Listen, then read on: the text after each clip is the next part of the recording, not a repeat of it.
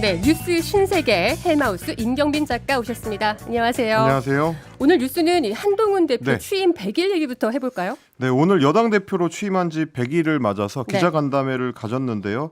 전체적으로 보면 본인의 어떤 그 추진 의지를 강조하면서도 동시에 대통령이라든지 이제 김건희 여사를 직접 언급하는 거는 조금 피하는 그런 이제 전략을 좀 사용을 했던 것 같습니다. 비판을 하기는 했는데 직접적인 저격은 피하는. 그렇습니다. 뭐 대통령이라고 직접 언급하기보다는 이제 대통령실이라고 하거나 뭐 김건희 여사를 직접 언급하기보다는 뭐 특별감찰관 제도를 이제 언급하는 방식으로 우회적인 이제 표현들을 좀 많이 썼는데 예를 들면 이제 특별감찰관 임명 등을 비롯해서 뭐 김건희 여사 리스크를 해소하기 위해서 이 문제에 대해서 이제 대통령실이 좀 적극적으로 응하지 않는 것 같다라는 질문이 많이 나왔는데 결국은 민심을 따르게 될 것이고 민심을 이길 수 없을 것이다라는 점을 또 강조를 했고요. 그러면서도 2년 동안 아무것도 안 하고 버틸 수가 없다.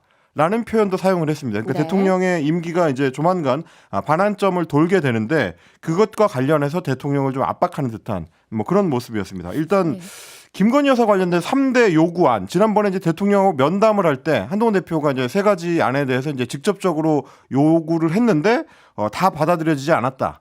받아들여지지 않았죠. 그렇습니다. 사실상 전부 이제 거절을 하는 그런 상황이 있었는데 여기에 대해서 이제 기자들이 질문을 했더니 저희가 요청한 국민의 눈높이 맞는 길을 찾기 위해서 대통령실도 나름 노력하고 있다고 생각하고 그래야 한다고 기대한다. 뭐 이렇게 얘기를 했습니다. 그러면서 결과는 하나다. 국민 눈높이에 맞추고 민심에 따르는 것이다. 그건 이길 수 없다라고 이야기를 해서 그러니까 이거 좀 조합을 해보자면 결국 본인이 요구했었던 김건희 여사 관련된 3대 요구안이라는 것은 국민 눈높이에 맞춘 그러니까 민심을 따르는 길인 것이고 이거를 대통령이나 대통령실도 이길 수 없을 거다. 라는 얘기가 되는 겁니다. 그러니까 뭐 이제 하나하나씩만 쪼개서 봤을 때는 대통령에 대한 직접 압박으로 보기 어렵지만 전체적인 뉘앙스를 봤을 때는 오히려 이제 대통령실을 상당히 좀 강하게 압박하는 뭐 그런 양상일 수가 있겠고요. 그러면서 이제 좀 덧붙인 표현들 중에 눈에 띌 만한 게 지난 10월 16일 재보궐선거 관련된 뭐 이런 얘기를 직접 언급한 부분입니다. 저희가 부산 금정에서 61% 정도의 득표를 했는데 대단히 무거운 책임감을 느낀다. 그런데 부산에서 우리 대통령의 국정 지지율이 27%가 나왔다. 괴리가 상당히 크다라는 얘기를 직접 언급한 겁니다. 부산 금정에서 이긴 것은 대통령실 때문이 아니다. 국민의힘 혹은 자신의 어떤 업적으로 돌리는 말인가요? 그 부산 금정구에서 득표율하고 대통령 최근 지지율을 비교를 해보면 뭐 2배 넘게 차이가 난다라는 얘기인 거니까요. 사실상 대통령실에 혹은 뭐 대통령의 핸디캡을 업고도 그만큼의 압도적인 성과를 이뤄냈다. 민심과 대통령실의 이제 괴리가 이렇게 크다라는 점을 이제 강조를 하는 뭐 그런 표현을 좀 들리는데 최근 들어서 뭐 김종혁 최고위원을 비롯해가지고 이제 소위 친한계 인사들이 이 부분을 강조를 하거든요. 뭐 일명 이제 디커플링이라고 하는데 대통령의 지지율하고 여당의 지지율이 서로 이제 같이 가지 않는다. 여당 지지율은 상대적으로 영남권에서 견조한 반면에 대통령 지지율은 영남권에서도 좀 붕괴되는 양상을 보이고 있다. 이 점을 친한계 인사들이 강조하고 있거든요. 그걸 이제 받아서 한동훈 대표도 오늘 또 한 번 강조를 한 뭐 그런 모습이었습니다. 대통령 지지율이 심지어 TK 대구에서도 20%대가 나오는 등 기존의 콘크리트 지지율마저 낮아지는, 떨어지는, 깨지는 양상을 보이고 있기 때문에 또 이렇게 또 강하게 얘기할 수 있었던 게 아닌가 싶기도 하고요. 그렇습니다. 뭐 일종의 자신감의 표현일 수도 있을 것 같고요. 그만큼 대통령실이 좀 변해야 된다라는 표현일 것 같습니다. 그러면서 공천 개입 의혹이라든지 이제 디올백 수수 의혹이라든지 이런 것들을 지금 한동훈 대표가 강조하고 있는 특별감찰관으로 해결할 수 있느냐? 결국 특검을 해야 되는 거 아니냐라는 기자들 질문이 여러 차례 나왔습니다. 여기에 대해서는 다시 한번 특별감찰관의 필요성을 강조하는 식으로 어떻게 보면 이제 동문서답처럼 보이는 뭐 그런 이제 모습을 좀 보였는데 예를 들면 과거로 돌아가 보면 조금 더 조심하는 것만으로도 불필요한 오해나 불필요한 걱정을 끼치지 않을 수 있었던 점들이 많이 있었다고 생각한다. 굉장히 여러 번 좀 돌리는 말이죠. 그러니까 특별감찰관은 앞으로 일어날 일을 예방하는 차원의 이제 제도인 건데 이미 발생했었던 문제들, 뭐 디올백 수수 의혹 사건이라든지 혹은 뭐 도이치모터스 주가 조작 의혹 사건이라든지 지금 벌어지고 있는 명태균 사태 이런 것들에 대해서 특별감찰관이 무슨 일을 할 수 있느냐. 이미 발생한 일을 수사하는 역할은 결국 검찰이나 특검이 해야 되는 거 아니냐라고 이제 기자들이 물어봤더니 과거로 되돌아가면 조심하는 게 중요하다. 그걸 위해서 특별감찰관이 필요하다. 뭐 제가 듣기엔 약간 동문서답인데 이런 식의 표현을 썼습니다. 지금 한동훈 대표가 직접 자신의 입으로 김건희 여사 특검을 언급하기는 부담이 되겠죠. 하지만 그렇습니다. 이 의혹은 해소하고 넘어가야 한다라는 기존의 기조를 유지하면서 특별감찰관 임명을 강조하는 게 아닌가 싶은데요. 그렇습니다. 사실 그래서 이제 기자들도 어디가 약점인지 정치인들이 가능하면 피하고 싶은 질문인지 알기 때문에 짓궂게 이제 그 부분을 제가 보기엔 한 3번 정도 같은 질문을 했거든요. 뭐 예를 들면 김건희 여사 특검 법안을 공약으로 내세워서 당대표에 당선이 됐는데 법안 발의를 할 의사가 있느냐 이런 질문도 있었습니다. 여기에 대해서도 특검이라는 단어는 언급하지 않고 역시 마찬가지로 특별감찰관을 강조하면서 빠져나가는 뭐 그런 양상이었기 때문에 아직까지는 지금 말씀하신 것처럼 특검을 직접 강조하거나 김건희 여사를 수사 대상으로 삼는 발언 자체는 좀 위험하다고 이제 판단하는 걸로 보이고요. 어쨌든 특별감찰관을 통해서 일단 압박하는 뭐 그런 모습이었습니다. 네. 자, 근데 오늘 한동훈 대표 취임 100일 간담회가 있는 날인데 이 추경호 원내대표가 비공개 중진회의를 소집을 했었어요. 결국 취소를 하긴 했지만 이거 참 오묘합니다. 그러니까 공교롭게도 어제 중진 의원들한테 연락을 했다는 거거든요. 오늘 이제 비공개 중진회의를 할 거니까 모여주십시오라고 했다가 사실 오늘 100일인 거는 한참 전부터 알고 있던 건데. 그럼요. 뭐 매일 아침 사실 알 수 있는 사안이기 때문에 그렇죠. 그걸 몰랐을 리는 없는데 소집을 했다가 취소를 한 거 보면 어떤 그 전략적인 판단을 한 걸로 좀 보입니다. 일단 이제 조만간 국정감사가 종료가 되기 때문에 그러면 추경호 원내대표가 공언했던 것처럼 특별감찰관 제도와 관련해 가지고 어떻게 결정할지 의원총회를 통해서 이제 결정하기로 했으니까 그 의원총회를 소집을 해야 되는데 그걸 앞두고 이 의원총회를 어떻게 운영할지 어떤 방식으로 지금 이제 이끌어야 될지 이걸 이제 좀 고민하고 있는 걸로 보입니다. 지금 이제 여당 일각에서는 뭐 공개 의원총회를 해야 된다라는 얘기 그리고 이제 김종혁 최고위원 같은 경우는 더 나가서 투표까지 해야 된다. 표결 자체를 공개로 해야 된다. 라는 얘기까지 하고 있는 상황이기 때문에 그럼 표결을 할지 말지부터 사실은 원내대표 입장에서는 고민이거든요. 표결로 가게 되면 정면 충돌이기 때문에 그 정도까지 하는 게 맞느냐라는 고민이 있을 거고 아마 그런 의견을 좀 물어보기 위해서 중진회의를 소집했을 텐데 반대로 이제 친한계 쪽이나 한동훈 대표 쪽에서 봤을 때는 마치 이제 화력 시위를 하는 것처럼 보일 수도 있다. 중진들의 이제 상당수가 또 친윤계로 분류가 되기 때문에 추경호 원내대표가 하필 100일 기자간담회를 하는 날 화력 시위를 하는 걸로 비춰 보이면 불편한 공기가 더 이제 길어질 수 있기 때문에 그 부분을 좀 의식한 거 아닌가 뭐 이런 해석들은 있는 것 같습니다. 자, 그리고 또 어제부터 또 시끄러웠던 얘기 중에 하나입니다. 김건희 여사가 한 야당 대표에게 전화를 걸어서 내가 뭘 잘못했냐 토로했다. 그 야당 대표가 허은하 대표인 걸로 확인이 됐어요. 본인이 밝히긴 밝혔습니다. 네, 오늘 아침에 CBS 라디오 김현정의 뉴스쇼에 출연을 해가지고 본인이 맞다라고 이제 밝혔습니다. 근데 다만 어제 저희가 소개해드릴 때는 지난 주말쯤이었다. 지난주 금요일 뭐 이렇게 이제 장성철 평론가가 이야기를 했다라고 소개를 해드렸는데 시기는 뭐 그때는 아니고 한참 전이었죠. 네, 뭐 시기는 지난 7월 12일이라고 이제 밝혔습니다. 본인의 이제 시부상, 그러니까 시아버지가 돌아가신 상이 있었고 거기에 대해서 이제 김건희 여사가 위로 전화차 이제 연락을 했었다라는 겁니다. 직접 조문을 가지 못했기 때문에 그 미안한 마음에서 이제 전화를 대신했다는 건데 그런데 이제 알려졌던 것처럼 통화 시간은 한 1시간여 정도 좀 길게 이어지다 보니까 여러 이야기가 이제 오갔다라는 게 허은하 대표의 설명입니다. 특히 그 중에서도 김건희 여사가 이제 한동훈 대표에 대해서 좀 불만이 있으시구나. 약간 언짢음이 있구나라는 정도를 느꼈다라는 얘기도 했습니다. 그러니까 그 시기가 뭐 7월 12일쯤이면 사실 이제 그때 이제 소위 말하는 익심 논란. 그렇죠. 한동훈 대표가 김건희 여사의 텔레그램 메시지에 답변을 하지 않고 읽지도 않았던 그 사건이 그 당시 이제 7.23 전당대회 전국에서 강력하게 불어닥쳤었기 때문에 그것 관련해 가지고 좀 그 서운한 감정이 있었던 건 아니냐 이렇게 이제 허은하 대표는 좀 느꼈다는 거고요. 그러면서 허은하 대표랑 따로 만나자라는 그 이제 얘기도 했었는데 거기에 대해서 이제 거절했다. 뭐 이런 얘기가 있었습니다. 그래도 허은하 대표가 뭐 한참 전에 전화 통화기 때문에 아주 세세하게 모든 내용이 기억나지 않는다라고 하면서 사실 말을 많이 아끼는 모습을 보이기는 했어요. 근데 그 당시 김건희 여사가 어쨌든 억울함을 좀 토로를 했고 그런데 그때보다 지금은 사실 김건희 여사에 대한 의혹이 더 쌓여 있는 상황이거든요. 그래서 김건희 여사의 사과를 여당 내에서도 요구를 하는 목소리가 나오는 거 아닙니까? 그런데 용산 반응은 여전히 뜨뜻미지근한 것 같아요. 오늘 허은하 대표도 이 얘기가 이제 흘러나오게 된 거는 본인은 아니기 때문에 용산 쪽이었던 것 같다라고 네, 이야기했는데 본인은 얘기한 적이 없다 그랬고. 네, 얘기한 적이 없다 그랬고요. 그리고 그러면서 김건희 여사 특검 해야 된다는 말도 했고요. 오늘 그렇습니다. 대표가. 굉장히 좀 강조를 했습니다. 네. 윤석열 대통령의 임기 반환점이 이제 11월 10일인데 네. 그 시기를 전후해가지고 어떤 변화를 주려는 뭐 노력을 할 수도 있다라는 게 최근 여권 관계자들한테 좀 나오는 보도였습니다. 네. 이걸 이제 받아가지고 보수 언론들 중심으로 이제 보도를 했었는데 그런데 오늘 또 추가 보도된 내용들을 보니까 그게 아니다라는 얘기들이 대통령실 고위 관계자를 통해서 나왔습니다. 네. 임기 반환점을 맞아서 보여주기식으로 국면 전환용 인사는 하지 않는다라는 게 원칙이다. 이렇게 강조를 했고요. 인사는 인사 요인이 발생했을 때 적임자를 찾아서 인사를 할 것이다.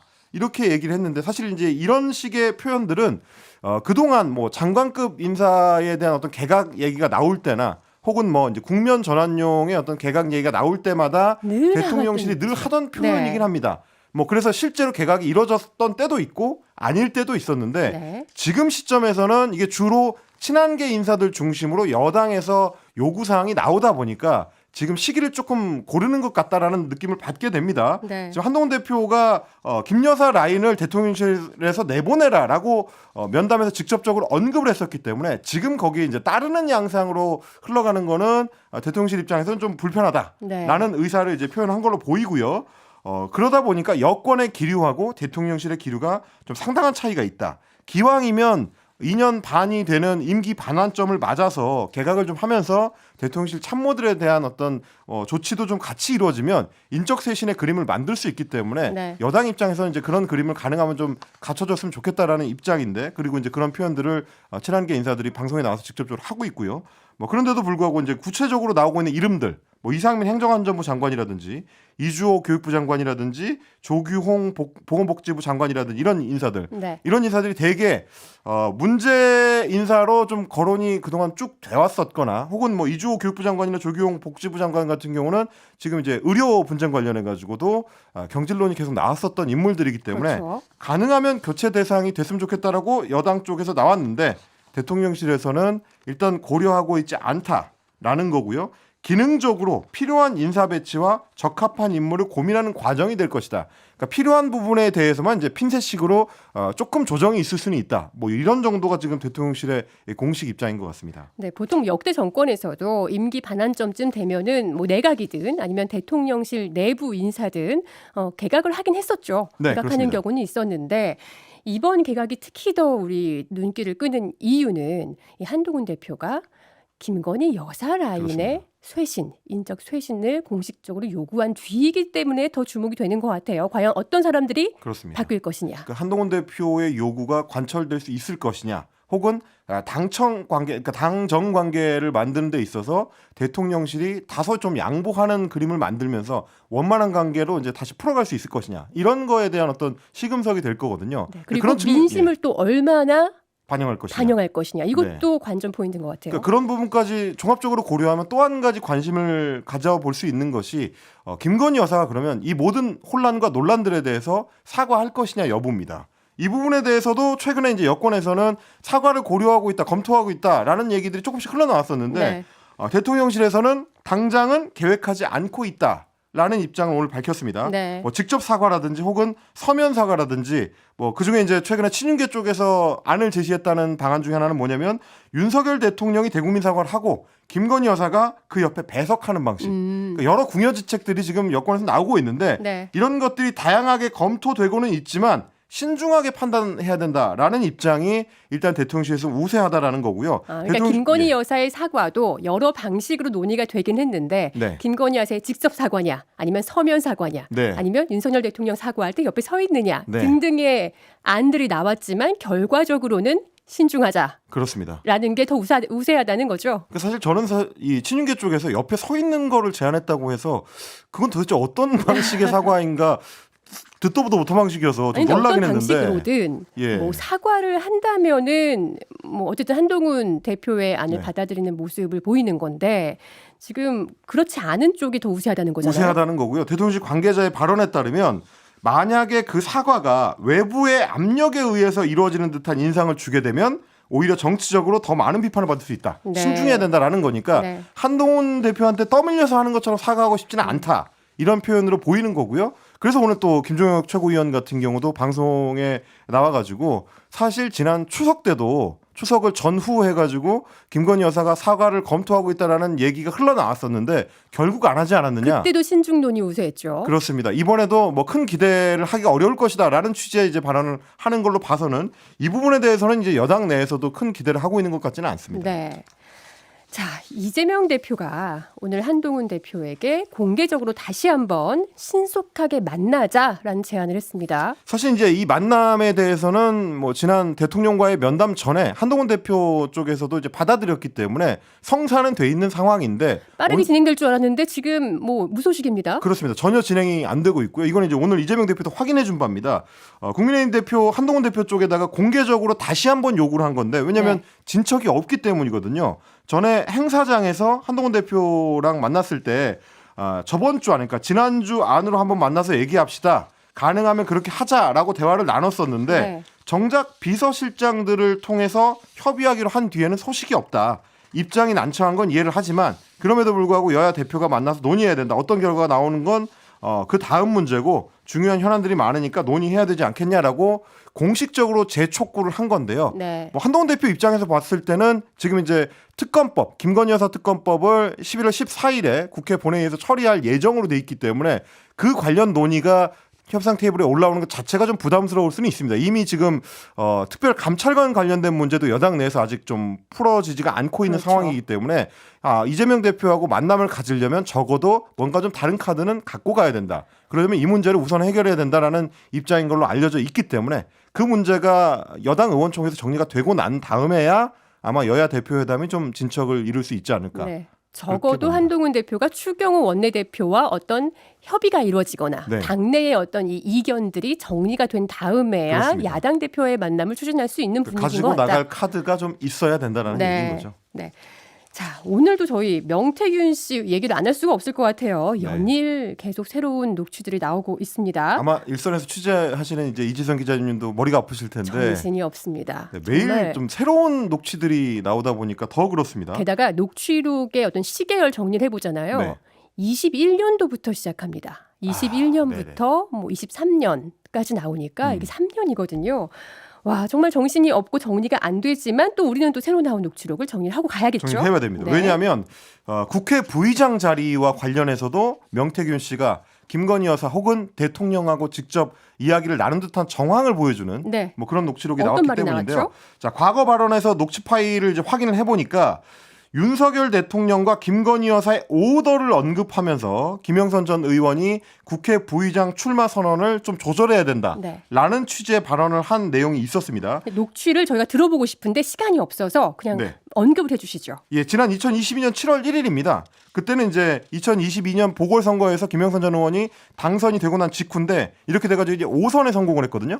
그러면서 국회 하반기 국회 부의장직에 도전을 하겠다라는 의지를 보이고 있었는데 그 당시에 이제 김영선 의원실에서 일하고 있었던 강혜경 씨한테 명태균 씨가 전화를 해가지고 그거 혼자 결정하면 안 된다라는 취지로 이야기를 합니다. 국회 부의장에 나가느냐라고 물어보면 그거는 고민하고 있다 정도로만 얘기를 해야 된다. 뭐 당신이 왜 나가서 우리 지역 발전을 위해서 왜 그 일을 할 생각을 안 하냐라고 주민들이 항의를 할 수 있기 때문에 항상 고민하고 있다 정도에만 얘기해야 되지 국회 부의장급에 직접적으로 언급하지 않아도 이 이름이 올라가는 정도로 이제 조절할 수 있다라는 표현이었습니다. 광고 듣고 이어서 얘기 나눠가겠습니다. 뉴스 신세계 이어갑니다.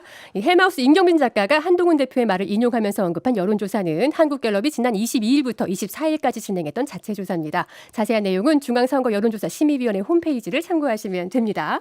자, 임 작가, 우리 아까 그 명태균 씨의 녹취록, 김영선 국회 부의장 출마와 관련해서 그렇습니다. 누군가의 허락을 받아야 된다는 것처럼 얘기하다 말았거든요. 특히 이제 대통령과 3호를 언급하는 부분인데요. 3호를 언급했죠. 직접 들어보시고 이야기 나누겠습니다. 김영선은 대통령하고 3호에 오다가 있어야 나가. 그 사람은 대통령이 만든 거잖아. 네네, 그렇죠. 국회 부의장 얘기하면 고민 중이다. 네네. 항상 그렇게만 표현하고 절대 나가거나 행동하는 거는 네. 대통령이나 사모님 오다가 없으면 나가면 안 돼. 그거 꼭 명심해갖고 네. 이야기를 해줘야 돼. 안 그러면 네. 사실 이제 우리가 정치권에서 표현할 때 국회의원을 한 사람의 헌법기관이라고 그렇죠. 이제 표현을 한 하는데요. 명 한 명이 헌법기관이죠. 그렇습니다. 독립된 헌법기관으로서 이제 판단을 하고 유권자의 뜻을 받들어서 의정 활동을 해야 되는 건데 명태균 씨의 말에 따르면 네. 국회 부의장에 출마할지 말지를 결정하는 데 있어서도 김영선 전 의원은 자체 결정권이 없다. 네. 그거를 하려면 여사나 대통령, 왜냐하면 그분들이 공천을 시켜줘서 국회의원을 한 거기 때문에 본인 혼자 판단하면 안 되고 오더를 받고 나가야 된다라는 얘기까지 한 겁니다. 네. 대통령과 사무의 오더가 있어야 나가. 그 사람은 대통령이 만든 거잖아. 그렇습니다. 네. 그리고 이제 이런 얘기를 하는 걸로 보면은 전반적으로 이제 김영선 의원실에 대한 장악력을 명태균 씨가 행사하면서 그 뜻의 이제 배경을 뭐 김건희 여사나 대통령으로 이야기를 했었던 거 아닌가 네. 뭐 그런 추정을 해볼 수가 있는데 실제로 김영선 전 의원 같은 경우는 그 석 달 뒤에 20대 국회 하반기 국회 부의장 경선에 출마를 하는데요. 결선 투표에는 올라가지 못했고요. 네. 결과적으로 이제 정우택 의원이 그 당시에 국회 부의장에 당선이 됐었습니다. 그리고 이제 또 한 가지 녹취를 좀 들려드릴 텐데 네. 이건 이미 좀 제기가 됐었던 의혹입니다. 네. 김진태 강원지사가 6일 지방선거 당시에 국민의힘 공천관리위원회에서 컷오프가 됐다가 부활했죠. 일명 부활하네요. 죽은 자 네. 가운데서 살아난 뭐 그런 이제 부활 사건, 김진태 부활 사건과 관련해서 그 배경에 내가 힘을 써서 김건희 여사가 사실상 부활시켜 준 것이다. 라는 얘기를 했었던 그 의혹 보도가 있었는데요. 네. 이것과 관련된 이야기도 본인이 2022년 4월 18일 명태균 씨가 강혜경 씨와의 통화에서 언급한 적이 있었습니다. 네. 들어보시겠습니다. 김진태는 그 내가 살린 거야. 어제 고생하셨습니다. 네. 저 아는 분이 갔는데 네네. 벌떡 일어나가 손을 잡고 내 얘기하니까 그분이 내 생명의 은인이라고 손잡고 막 흔들더래요. 어제 잠도 못 자서 김진태 내보고 주무시면 안 돼요. 주무시면 안 돼요. 막 그래가 막 사모님 그래가 밤 12시 반에 내가 해결했잖아. 어제 강원도 가서 이제 뭐 밥을 굽는다는 건 없을 것 같아요. 고맙지. 네. 도와줬는데 당선되면 그렇죠. 도와준 보람이 있잖아. 김진태는 내가 살린 거야. 뭐 네. 공천계의 하나님입니까? 그리고 이제 이 말에 따르면 이건 이제 명태균 씨의 주장이지만 네. 김진태 지사도 이 사실을 아주 잘 알고 있고 은인으로 생각한다라는 표현까지 나옵니다. 네. 이걸 이제 지난주에 보도됐었던 뉴스토마토의 이준석 의원 그 발언들하고 이제 연결을 해보자면 어느 정도 좀 맞아 돌아가는 대목이 있긴 한데요. 네. 이를테면 이제 밤 12시 반에 전화해가지고 사모님하고 해결을 했다라는 대목이 지난주에 뉴스토마토에 보도에 따르면 그것도 역시 명태균 씨가 그 이준석 의원한테 했다는 얘기인데 네. 김건희 여사랑 이야기를 해가지고 자고 있던 대통령을 흔들어 깨워서 뭐 네가 전화할래 내가 전화할까 해가지고 공천관리위원회에 연락을 해서 네. 김진태 컷오프 됐던 김진태 지사를 되살려냈다라는 얘기가 있었거든요. 이 맥락으로 보자면 명태균 씨의 주장에 따르면 본인이 사실상 컷오프된 당사자를 부활을 시켜서 강원도지사를 만들어주는 셈이니까 당선되면 우리는 강원도에 갔을 때 밥 굶을 일 없다. 네. 다 얻어먹을 수 있다. 뭐 이런 식의 이제 표현을 했던 걸로 보입니다. 자. 물론 사실관계는 조금 더 확인해봐야 그럼요. 됩니다. 이거는 어디까지나 명태균 씨가 강혜경 씨에게 전화로 얘기한 거기 때문에 사실관계 확인이 된 건 아니고 명태균 씨의 주장일 뿐이라는 거 말씀드리겠습니다. 지금까지 뉴스 신세계 임경민 작가와 함께했습니다. 고맙습니다. 감사합니다.